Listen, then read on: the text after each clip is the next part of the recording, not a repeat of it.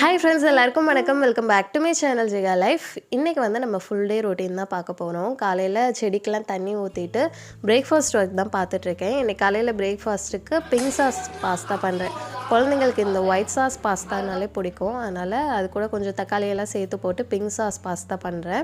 இதுக்கு வந்து first pasta வேக போட்டுட்டு 2 தக்காளியும் வந்துட்டு வேக வச்சு அதோட தொலியெல்லாம் உரித்து நல்லா ஒரு ஸ்மூத் பேஸ்ட்டாக அரைச்சி வச்சுக்கிட்டேன். அண்ட் பாஸ்தாவுக்கு தேவையான பூண்டு, கேப்சிகம், வெங்காயம் இதையும் வந்து கட் பண்ணி வச்சாச்சு. இப்போ பேனில் கொஞ்சம் பட்டர் சேர்த்துட்டு 1 ஸ்பூன் கோதுமை மாவு கரைச்சி வச்சுருந்தேன். அதையும் சேர்த்து நல்லா குக் பண்ணிவிட்டு 1 டம்ளர் பால், 1 டம்ளர் தண்ணி இதையும் சேர்த்து நல்லா பாயில் பண்ண விடலாம். கோதுமை மாவு சேர்த்ததுனால ஓரளவுக்கு திக்காகி வரும். அந்த ஸ்டேஜில் நம்ம சீஸும் சேர்த்து மிக்ஸ் பண்ணோம் அப்படின்னா ஒயிட் சாஸ் ரெடி.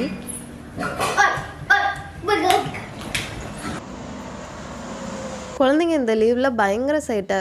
இதுக்கு முன்னாடி வரைக்கும் எனக்கு அந்தளவுக்கு தெரில. இந்த லீவில் ரொம்ப கண்ட்ரோலே பண்ண முடியாத சேட்டை. எப்படா ஸ்கூல் ஓப்பன் பண்ணுவாங்கன்னு சொல்லி வெயிட் பண்ணிகிட்டு இருக்கேன்.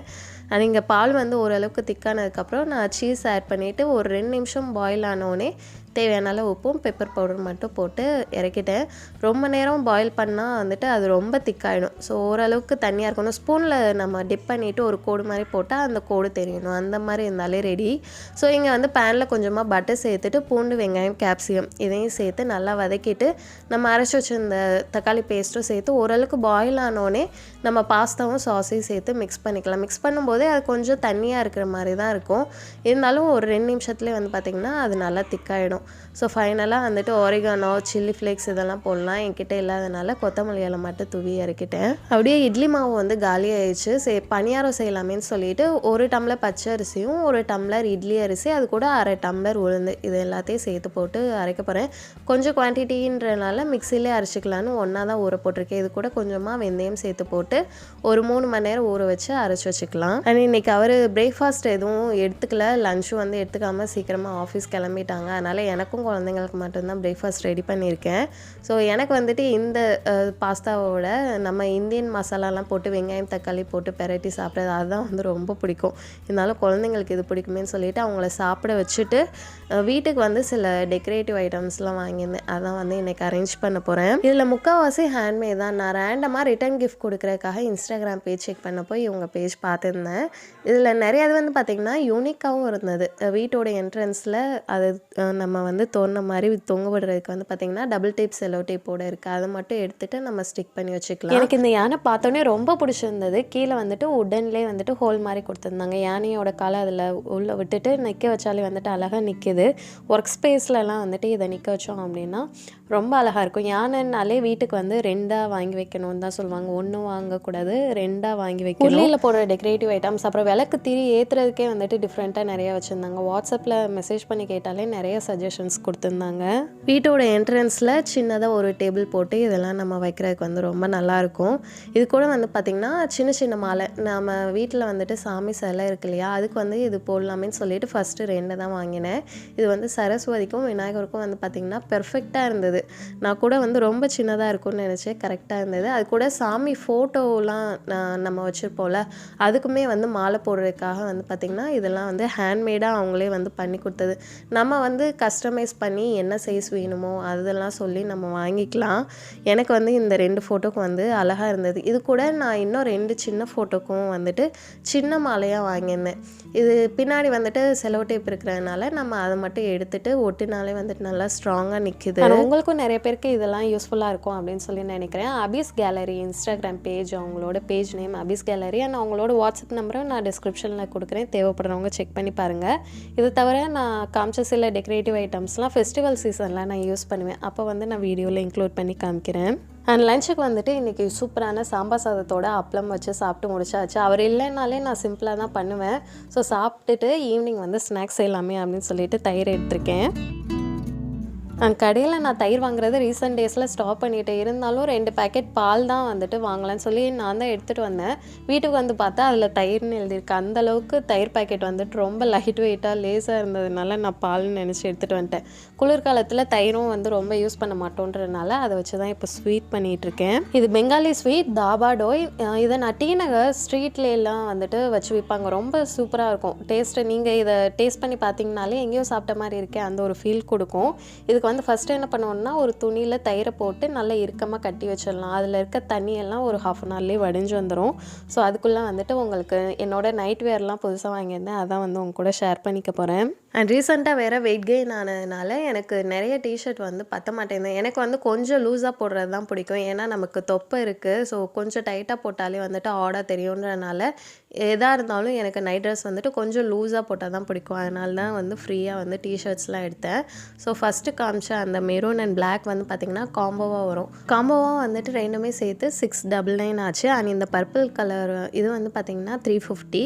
அண்ட் இந்த க்ரீனோட க்ரே கலர் வந்து காம்போவாக இருந்தது. ரெண்டுமே சேர்த்து வந்து பார்த்திங்கன்னா 500 ருபீஸ். ஒரு டிஷர்ட் வந்து 250 தான். ஆனால் நல்லா லூஸாக கொஞ்சம் வந்து நல்லாவே ஃப்ரீயாக இருந்தது. அண்ட் இதோட 2 பேண்ட் நைட் பேண்ட் வாங்கியிருந்தேன். இது ரெண்டுமே காம்போவாக வந்து பார்த்திங்கன்னா 799 ஆச்சு. ஸோ எல்லாமே வந்துட்டு குவாலிட்டி ரொம்ப நல்லா இருந்தது. ஃப்ரீயாகவும் இருந்ததுனால நம்ம நைட் வியராகவும் போட்டுக்கலாம். எக்ஸசைஸ் பண்ணுறதுக்கும் நான் இதான் போட்டுட்ருக்கேன். ரொம்ப நல்லாயிருக்கு.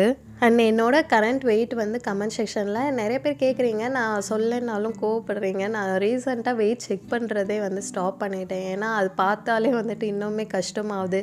அதனால் வந்துட்டு வெயிட் பார்க்காம தான் நான் வந்துட்டு என்னால் முடிஞ்ச வரைக்கும் வந்துட்டு வெயிட்டை கண்ட்ரோல் பண்ணிகிட்டு இருக்கேன். அண்ட் நம்ம துணியோட கட்டி வச்சுருந்தோம்ல, தண்ணி எல்லாமே வந்து ஃபில்டர் ஆகிருக்கு. நான் கையிலே வந்துட்டு கொஞ்சம் பிழிஞ்சு விட்டேன். அதனால் சீக்கிரமாகவே வந்து ஃபில்டர் ஆகிடுச்சு. ஸோ பார்த்திங்கன்னா ஒரு கப் கிட்ட தயிர், திக்கான தயிர் கிடச்சிருக்கும். அது ஓரளவுக்கு மிக்ஸ் பண்ணிவிட்டு அது கூட கண்டன்ஸ் மில்க் சேர்த்துக்கலாம். இந்த ஸ்வீட்டோட பேர் தாபாடோய். ஆனால் இதை நீங்கள் டேஸ்ட் பண்ணி பார்த்தீங்கன்னா ஏற்கனவே சாப்பிட்ட மாதிரி இருக்கே அந்த ஒரு ஃபீல் தான் கொடுக்கும். ஸோ வந்து திக்கான தயிரோட ஒரு 3 ஸ்பூன் கண்டன்ஸ் மில்க் சேர்த்துக்கிறேன். இதுக்கு மேலே ஸ்வீட்னஸ் தேவைப்பட்டுச்சுன்னா நீங்கள் வந்து எவ்வளோ வேணாலும் சேர்த்துக்கலாம். அதை எல்லாத்தையும் நல்லா மிக்ஸ் பண்ணி விட்டுட்டு ஒரு 3 ஸ்பூன் பால் சேர்த்துக்கணும். நான் எல்லோ ஃபுட் கலரும் வந்து சேர்த்துக்கிட்டேன். கொஞ்சம் கலர்ஃபுல்லாக இருந்தால் நல்லாயிருக்குன்றனால ஃபுட் கலரோட நல்லா மிக்ஸ் பண்ணோம் அப்படின்னா இந்த மாதிரி கன்சிஸ்டன்சியில் இருக்கணும். ரொம்ப தண்ணியாகவும் இருக்கக்கூடாது, ரொம்ப திக்காகவும் இருக்கக்கூடாது. மீடியம் இருக்கிற டைமில் நம்ம ஒரு பாத்திரத்தில் நெய் அப்ளை பண்ணிவிட்டு அதில் இதை ட்ரான்ஸ்ஃபர் பண்ணி நல்லா வந்து ஒரு 20 நிமிஷம் ஸ்டீம் பண்ணி எடுக்கணும். ஸோ அப்போனா வந்து நம்மளோட ஸ்வீட் ரெடி ஆயிரும். ஃபஸ்ட் டைம் இந்த ஸ்வீட் பண்ணும்போது சுகரும் தயிரையும் சேர்த்து ஸ்டீம் பண்ணால் எப்படி இருக்கும், லஸ்ஸி மாதிரி தானே இருக்கும், அந்த மாதிரி நினச்சி தான் நான் பண்ணேன். இது கூட வந்து ஃப்ளேவருக்காக நீங்கள் ரோஸ் எசன்ஸ் இல்லாட்டினா ஏலக்காய் பவுடர் சேர்த்துக்கோங்க. நான் ஏலக்காய் பவுடர் சேர்த்ததை வந்துட்டு காமிக்க மறந்துட்டேன். ஸோ அதையும் சேர்த்துட்டு தான் வந்து ஸ்டீம் பண்ணியிருக்கேன். 10 நிமிஷம் கழித்து நம்ம எடுத்து பார்த்தோம் அப்படின்னா கொஞ்சம் திக்காக பால்கோவா மாதிரி இருக்கும். ரொம்ப புளிக்காத தயிரை எடுத்துக்கோங்க. நம்ம கடையில் வாங்கின தயிர்ன்றனால எனக்கு புளிப்பு டேஸ்ட் அந்தளவுக்கு தெரியல. ஸோ ரொம்ப புளிக்கிற மாதிரி இருந்துச்சுன்னா ஸ்வீட்டும் வந்து புளிக்கிற மாதிரி ஆகிடும். புளிக்காத தயிரை எடுத்து பண்ணிங்கன்னா டேஸ்ட் வந்து ரொம்பவே சூப்பராக இருக்கும். அவ்வளோதான், நம்மளோட பெங்காலி ஸ்வீட் வந்து சூப்பராக ரெடி ஆகிடுச்சு. மேலே வந்து டெக்கரேஷனுக்காக நட்ஸ் ஆட் பண்ணியிருக்கேன். இதை நம்ம உடனே கட் பண்ணோன்னா கொஞ்சம் சாஃப்டாக இருக்கும். ஃப்ரிட்ஜில் வச்சு எடுத்தோம் அப்படின்னா நல்லாவே செட் ஆகிடும். கட் பண்ணி சாப்பிட்றப்போ ஒரு பால்கோவா ஃபீல் இருக்கும். ஈவினிங் போல் கொஞ்சமாக எல்லோரும் இதை சாப்பிட்டுட்டு பூஜை பண்ணுறதுக்காக தான் எல்லாத்தையும் ரெடி பண்ணிகிட்டு இருந்தேன். சாமி கும்பிடும்போது புகை போடுறதுக்காக தேங்காய் சிரட்டையை வந்துட்டு நல்லா தீ வச்சு எரித்து அதோட கங்கெல்லாம் எடுத்து வச்சுருக்கேன். தேங்காய் சிரட்டை அவ்வளோ சீக்கிரத்தில் வந்துட்டு தீ பற்றிக்காது. ஒரு 2-3 பேப்பரோட நம்ம வச்சு எரிச்சாலே வந்துட்டு நல்லா வந்துட்டு ஃபுல்லாக எரிஞ்சிடும். அதோட கங்கை எடுத்து வச்சு நம்ம சாம்பிராணி அந்த பவுடர் போட்டாலே வந்து பார்த்திங்கன்னா நல்லா புகை வரும். ஸ்மெல்லும் வந்துட்டு ரொம்ப நல்லாயிருக்கும். நமக்கு எப்பயுமே டெய்லி சாமி கும்பிட முடியாட்டினாலும் நம்ம வந்து சாமி கும்பிட்டோம்னாலே வந்துட்டு நல்ல ஒரு பாசிட்டிவ் ஃபீல் கொடுக்கும். ஸோ வந்துட்டு இன்றைக்கும் வந்து பார்த்திங்கன்னா வீடு ஈவினிங் டைமே வந்துட்டு நல்லா க்ளீன் பண்ணிவிட்டு குழந்தைங்களும் வந்துட்டு வெளியில் விளையாட போயிருந்தாங்க.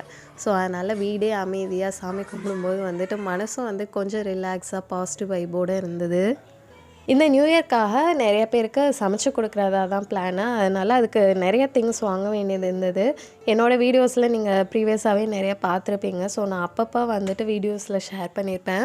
ஸோ அதுக்காக இந்த நியூ இயர்க்கு வந்து பார்த்திங்கன்னா முக்கியமாக அந்த பேக் பண்ணுற திங்ஸ்லாம் தான் வாங்க வேண்டியது இருந்தது. அதுக்காக தான் வெளில கிளம்புனோம்.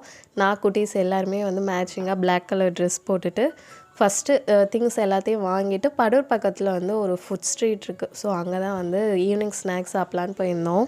கௌதம்க்கு வெளியில் போனாலே மோமோஸ் தான். அது வாங்காமல் அவங்க அப்பா வேறு ஏதோ வாங்கிட்டு இருக்காரு அப்படின்னு சொல்லிட்டு அவனுக்கு வந்து கன்னத்தில் கையை வச்சுட்டு உட்கார ஆரம்பிச்சிட்டான். ஸோ அவர் வந்து ஷவர்மா வாங்கியிருந்தாங்க. பாப்பா எப்பயுமே வெளியில் போனால் ஜூஸ் மட்டும்தான் குடிப்பா. அப்படியே கௌதம் வந்துட்டு மோமோஸ் வந்து சாப்பிடுவோம். அதனால் 3 பேரும் வந்து அதை ஆர்டர் பண்ணிக்கிட்டாங்க. ஷவர்மாலாம் வாங்கினா நாங்கள் குழந்தைங்களுக்கு இப்போ வரைக்கும் கொடுத்தது கிடையாது. நானும் அவர் மட்டும்தான் ரொம்ப ரேராக தான் சாப்பிடுவோம். அவன் டேஸ்ட் பண்ணி பார்க்குறேன் அப்படின்னு சொல்லி சாப்பிட்டுட்டு நல்லா இல்லை அப்படின்னு சொல்லிட்டு இருந்தான். அவனுக்கு வந்து மோமோஸில் வந்துட்டு வெஜ் மோமோஸ், அதுவுமே காரம் வந்துட்டு ரொம்ப கம்மியாக போட்டு கொடுக்க சொல்லியிருந்தேன். கௌதம் வந்துட்டு அந்தளவுக்கு எதுவுமே சாப்பிட மாட்டான் ஃபேட்டான ஐட்டம்ஸ். ஆனால் அவனுக்கு வந்து வெயிட் வந்து ஈஸியாக போட்டுரும், அந்த மாதிரி பாடி டைப் அவனுக்கு. ஆனால் சமிக்கு வந்துட்டு அவன் வந்து பார்த்திங்கன்னா 2 பேருக்கு இடையில நான் பார்க்குற ஒரே டிஃப்ரென்ஸ் வந்து கௌதம் எல்லாத்தையுமே டேஸ்ட் பண்ணணும்னு நினைப்பான். காரமாக இருந்தாலும் சரி, ஸ்வீட்டாக இருந்தாலும் சரி, எல்லாமே வந்து கௌதம் டேஸ்ட் பண்ணணும் அப்படின்னு நினைப்பான். ஆனால் சமிக்கு வந்து ஃபுல்லாக ஹோம் குக்டு ஃபுட் மட்டும்தான் பிடிக்கும். இட்லி, தோசை, சப்பாத்தி, இல்லாட்டினா சாம்பார், தயிர் சாதம், இந்த மாதிரி ஐட்டம். வெளியிலையும் இந்த மாதிரி ஐட்டம் வாங்கினா தான் அவள் சாப்பிடுவாள். மித்தபடி கண்ணிலே பார்த்துட்டு எனக்கு இதெல்லாம் வேணாம் அப்படின்ட்டுருவா. ஸோ அதனால் அவள் வந்து ஜூஸ் அந்த மாதிரி தான் வந்து வாங்கி சாப்பிட்டுட்டு இருந்தாங்க. இவன் வந்துட்டு மோமோஸை வந்து சூப்பராக வந்து சாப்பிட்டுட்டு இருந்தான். அதனால தான் சமிக்கு வந்து அந்தளவுக்கு வெயிட் போட மாட்டேங்குதுன்னு நினைக்கிறேன். இந்த ஒரு டிஃப்ரென்ஸ் மட்டும்தான். ஏன்னா விளையாடுறதுல வந்துட்டு ஈக்குவலாக 2 பேருமே வந்துட்டு எப்பயுமே ஆக்டிவாக விளையாண்டுட்டு தான் இருப்பாங்க. ஸோ சாப்பிட்ற விஷயத்தில் மட்டும் இந்த சின்ன டிஃப்ரென்ஸ் இருக்கிறனால தான் சமிக்கு அந்தளவுக்கு வெயிட் போட மாட்டேங்குது. அதுவுமே நல்லதுன்னு சொல்லிட்டு நிறைய பேர் வந்து கமெண்ட்ஸில் வந்துட்டு சமிக்கு வெயிட் போடல நல்லது அப்படின்னு சொன்னதுனால நான் அவளுக்கு வெயிட் போடலையே அப்படின்னு சொல்லிட்டு கவலைப்படுறதையும் வந்துட்டு ஃபுல்லாக ஸ்டாப் பண்ணிட்டேன். ஆனால் அங்கே இந்த விளையாடுறதுக்கு சில இதெல்லாம் வச்சுருந்தாங்க. ஸோ டயர்டாகிற வரைக்கும் விளையாடட்டும் அப்படின்னு சொல்லிட்டு நல்லா விளையாட விட்டுட்டு தான் வீட்டுக்கு கூப்பிட்டு போனோம். 2 minutes பணியாரம் ரெடி. ஆனால் இன்றைக்கி டின்னருக்கு பணியாரம் தான். காலையிலே வந்துட்டு அரிசி ஊற வச்சுருந்தோம்ல, அதை நான் மிக்ஸி ஜாரில் மதியம் போல் அரைச்சி வச்சுருந்தேன். ஸோ சாயங்காலம் நல்லா புளிச்சிருந்தது. இது கூட கொஞ்சமாக பீட்ரூட்டையும் அரைச்சி ஆட் பண்ணிவிட்டு அது கூட வெங்காயம், பச்சை மிளகா, கருவேப்பிலை இது எல்லாத்தையும் சேர்த்து போட்டு நல்லா மிக்ஸ் பண்ணி ஊற்றிட போகிறேன். இனிப்பு பணியாரமும் இதே மாதிரி தான். பீட்ரூட்டுக்கு பதிலாக வெள்ளத்தை வந்து திக்காக கரைச்சி இது கூட ஆட் பண்ணி நம்ம ஊற்றிக்கலாம். நைட்டுன்றனால நான் பீட்ரூட் பணியாரத்தோடு முடிச்சிட்டேன். இதுக்கு வந்து சைடிஷும் தேவைப்படாது. நார்மல் கார பணியாரம்னா தேங்காய் சட்னி அந்த மாதிரி ஏதாவது பண்ணுவேன். இதுக்கு வந்து சைடிஷ் எதுவுமே பண்ணல. இருந்தாலும் குட்டீஸ் எல்லாருமே சாப்பிட்டுட்டு டின்னரை வந்து முடிச்சாச்சு.